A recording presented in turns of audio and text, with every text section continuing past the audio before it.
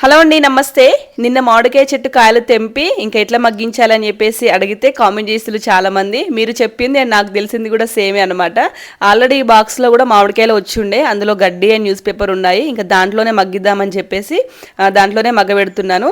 ఏం లేదు, చాలా ఈజీ. ఇట్లాంటి ఒక కాటన్ బాక్స్ తీసుకొని కింద న్యూస్ పేపర్ అండ్ గడ్డి వేసి దాంట్లో మనం కట్ చేసుకున్న మామిడికాయలన్నీ కూడా ఇట్లా మంచిగా గాలాడకుండా ఒకదాని తర్వాత ఒకటి పెట్టేసుకొని దానిపైన కూడా మళ్ళీ న్యూస్ పేపర్ కొంచెం గడ్డి వేసుకోవాలి.